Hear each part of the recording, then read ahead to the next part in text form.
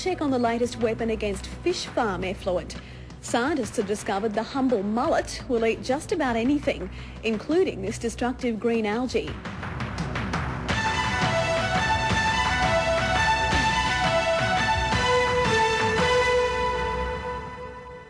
Hello, I'm Jane Patterson. Welcome to Landline. One of the most promising primary industries in Australia is aquaculture. In fact, it's one of the few experiencing sustained growth. Out of all the species being farmed, prawns are probably the most popular, with plenty of successful prawn farms popping up, particularly in Queensland. But there are challenges ahead. As the industry grows, so does the amount of effluent.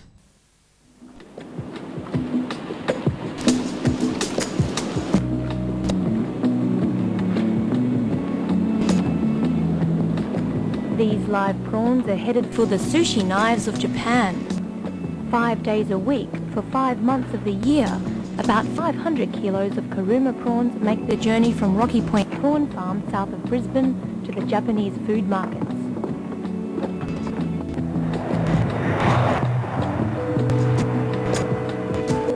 It's a profitable arrangement, with the prawns commanding between $50 to $100 a kilo, making owner Murray Zip's decision to switch from cane to prawns all the sweeter. In very general rough figures, one pond is probably equivalent to a small cane farm. That's pretty good.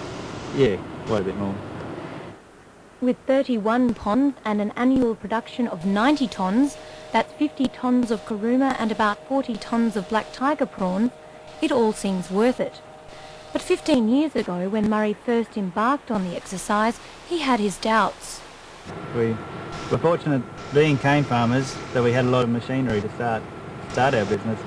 And I suppose with the experience of my father and his just appreciation of the land, we were able to use a lot of those resources then to slowly build up a prawn farm. Was it harder than you expected? I think we would have never started if we had known what was ahead of us. With the help of wife Serena, they've made significant inroads into the Japanese market, a very lucrative but notoriously hard market to penetrate. Yes, incredibly difficult to crack. Although if you were willing to go within the established system, it was quite easy because you just had to sell onto an auction company and let them handle business. But we were determined to do things a little bit differently, just to try new ways of marketing and see if we could maximise our returns. The Zips have established independent contacts and markets in Japan, and having learnt the ropes, they're now exploring other Asian markets. Because of the nature of the product, it's live seafood, I'm not aware of any cuisine other than Asian cuisine which values it as highly.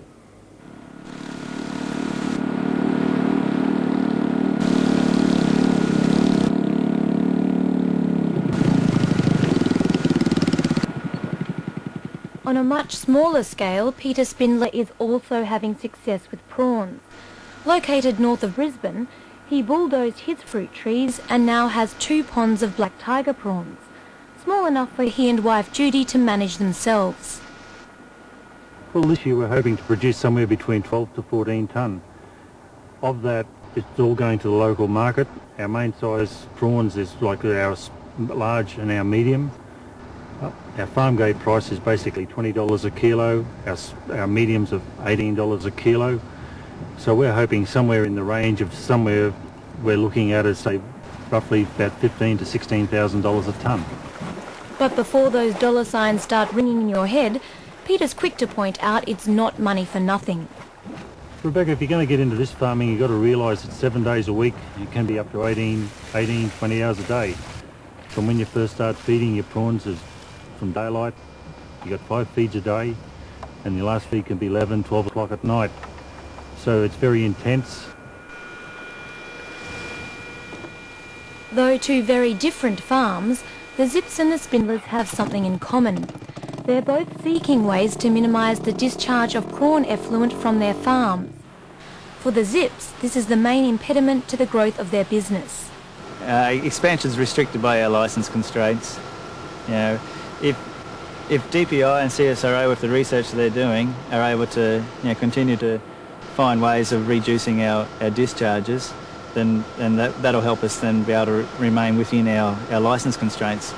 So, when that technology becomes available, then we'll be able to further expand our farm. But with the present data at the moment, we're so basically limited to farm capacity. The